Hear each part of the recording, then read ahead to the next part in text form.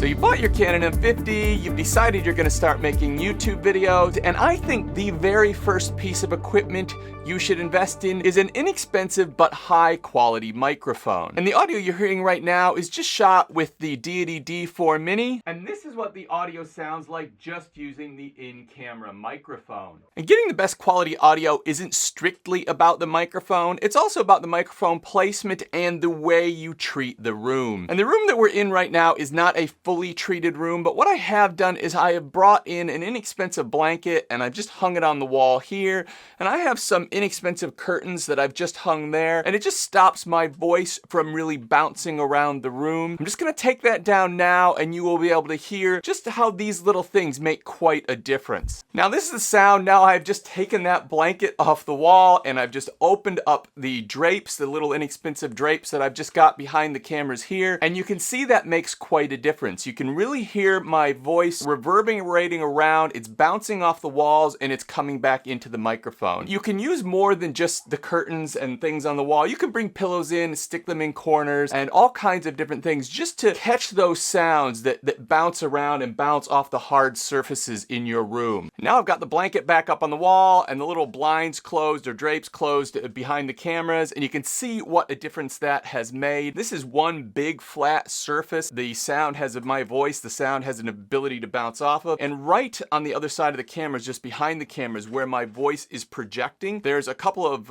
windows there, and it's a very hard sort of boxy surface that all just bounces back. And so it doesn't have to be anything really fancy. Just bring in some pillows or an extra blanket. Moving blankets are very popular, but that will make a really big difference into the way that your audio sounds. Now the sound you're hearing right now is out of a mini shotgun microphone. I'm gonna take you through a handful that I've got here and just give you some audio comparisons, and I'll leave some links below to the different microphones that you're hearing. And this will just give you a chance to evaluate what mics you like the sound of compared to what price points these different mics are. And I think the most expensive one in this little comparison is it's around $30, and the most expensive one is around $90. And the mic you've been listening to right now is just the Deity D4 Mini. It is a $49 microphone. I do highly recommend this microphone. It does have a couple of little extra features. It has an actual input on the side of the mic, so you can actually link a second microphone and mic up 2 locations or 2 people. It also has the ability to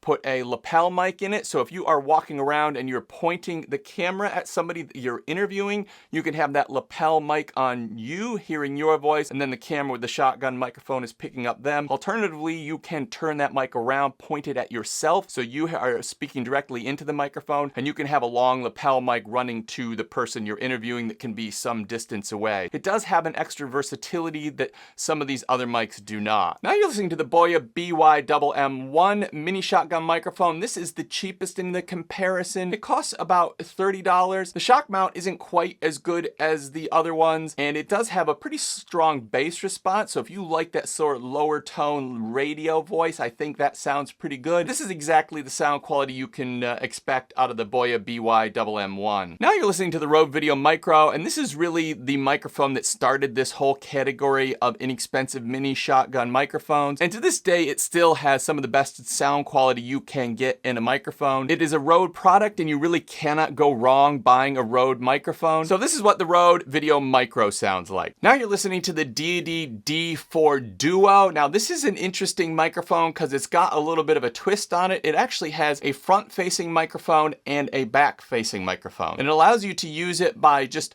clicking a little switch forward, which only uses the front-facing microphone, or when you clip that little switch back, it turns on the front and the back microphone. So if you are behind the camera speaking to somebody, it picks up clear audio and voice from you as well as the person that you're interviewing or talking to. It also has an additional input port, so you can put in a lapel mic or other mic. So this does have that extra microphone and that extra functionality. It is also the most expensive microphone in this comparison. I think right now the retail price is around $89. And really, it's not just about which microphone you pick, it's also about how we use these microphones. And I like these mini shotgun microphones because what they allow you to do is when you're out running around and capturing footage on the run or vlogging or talking to people, you just put them on the top of the camera and away you go. But importantly, when you are using these microphones and you want to get the best quality audio, it's not about having the microphone just on top of the camera and talking to the camera, because the closer you get any microphone of any type to the sound source, being me speaking, the better it's going to sound. You are going to get significantly better audio by getting that microphone off the camera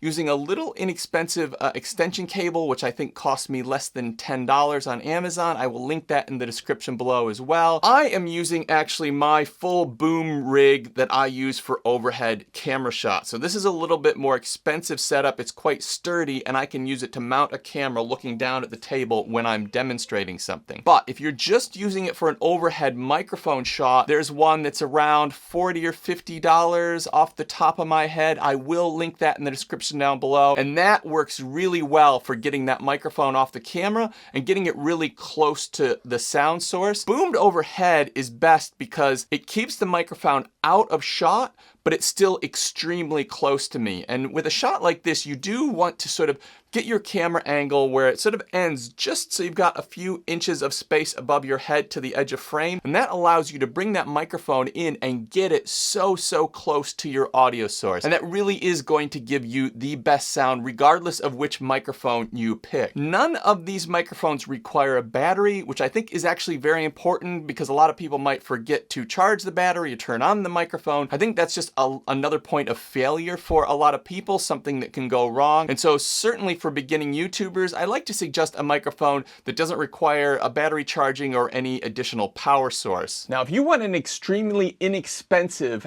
and simple way to improve your audio quality, then I am going to recommend a lapel mic. Specifically, I am going to recommend the Deity V-Lav. And this is a smart microphone which automatically detects whether it's plugged into a computer, a camera, a smartphone. So it will work with all of those different sources, pretty much anything you can plug it into without having a separate cable or adapter cable, which I think is great for people that are sort of producing new content. It just gives you a lot of versatility in one little microphone. It also eliminates the need to have a boom stand or boom pole. So that makes for a very portable setup. I've actually done walk around vlogging using this microphone. You will then have a little cable from you to the camera, but if you're mainly trying to get yourself speaking and you're spinning the camera around and pointing things out a lot, the camera will be turning around and the view will be changing. But unlike when there's a shotgun microphone on the top of the camera and you spin it around and now it's not picking up your voice very clearly, the lav mic will always be picking up your voice because the position of the mic does not change. Also, if you're traveling,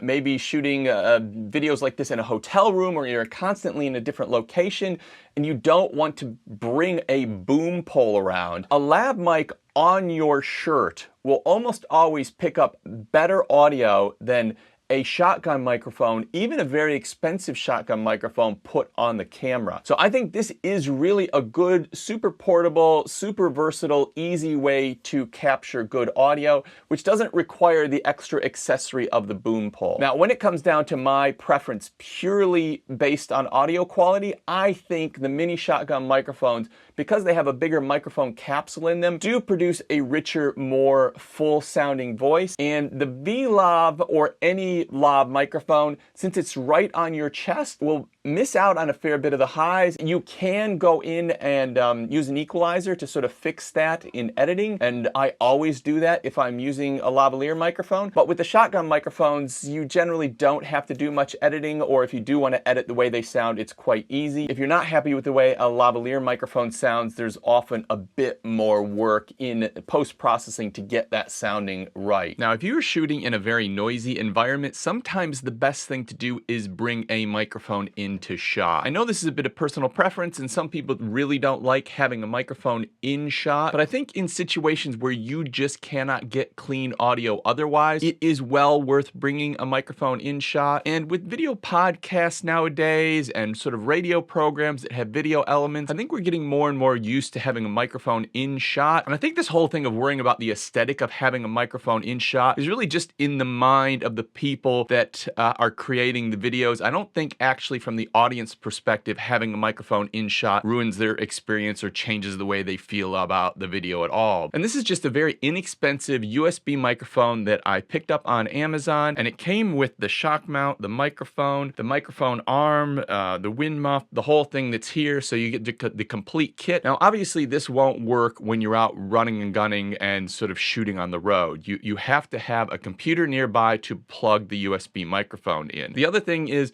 you don't have the versatility that you do with the little shotgun microphones where you can just put it on the camera, run around and shoot your video like that, and then when you get into the studio, just boom it overhead. And just to give you a back-to-back of this microphone compared to the Rode Videomicro, which I've got boomed overhead right now. Now you're hearing the sound of the Rode Videomicro. This probably did the best job of isolating my voice of all the microphones, of the little mini shotgun microphones in this comparison. And now we're back onto the USB microphone. And what you're hearing now is an XLR microphone plugged into a USB interface going into the computer. Now, just to help you understand what that is, most professional microphones that you see or hear are XLR microphones. XLR just refers to the type of cable that they connect to whatever recorder they're going into is. In this case, this microphone is, well, even cheapest with all the microphones that we've talked about today. This is a $30 microphone. And what is amazing about this microphone is when I bring it into shot like this, it does an incredible job of blocking out so much of the noise around me. And that is why you will see in most of my videos, or a good portion of my videos, I am using a mic in shot like this. And one of the main reasons is because I live in this noisy city with a noisy family doing all kinds of things, and I don't want to worry about what they're doing while I'm recording videos. Now, for this microphone to operate, it's not only just the microphone we need the XLR cable, which is probably an extra $10, and then we need a USB interface. And all the USB interface does is it just takes the information and signal coming from the microphone, and the USB interface turns it into something that the computer can understand. And just as an example of another way you can use this XLR microphone, I have just boomed it out of shot. This is not typically the way you would use this microphone setup, but if you are in a situation where you're happy to have it in shot some of the time, but sometimes you want to get it out of shot, it means that you can use this microphone in those two different ways. The other thing that I'll say is I am using a more premium USB interface that I'm going to recommend in the description down below. So I will link what I am using. I would say that if you do think you're going to go on with this and use sort of XLR microphones and sort of make audio a big thing for yourself in the future, that I would highly recommend the more premium one. But the budget setup I'm going to recommend should bring this whole thing in around the $100 mark. While editing this video, I realized I left out a pretty critical detail, and that is if you use the USB or the XLR microphone going into your computer, you end up with a separate audio track, which you have to use your editing software to sync in the computer. So for some people, this is a little extra step that maybe their software cannot do. You would have to Google whether your software can sync your audio and video file. And for some people, it's just an extra layer of complexity that might slow them down. So just keep that in mind when deciding which of these microphone setups to choose. The other thing I want to say is I think sound is a very subjective thing. And I've gone out of my way in my previous microphone videos to not tell you that I like one microphone or one sound over another. And that has just been confirmed to me that that is the right thing to do, because I often have a whole bunch of people, maybe even most of the people that comment on the video, prefer the other microphone. I would not have spoken about or brought into this video any microphones that I don't feel very strongly about recommending, particularly for their price point. If you're interested in succeeding on YouTube using your Canon M50, this video is part of a playlist of videos dedicated to doing just that. So if you're not already going through the playlist, I suggest you jump over there now and let's try and get you to those first 1,000 to 10,000 subscribers.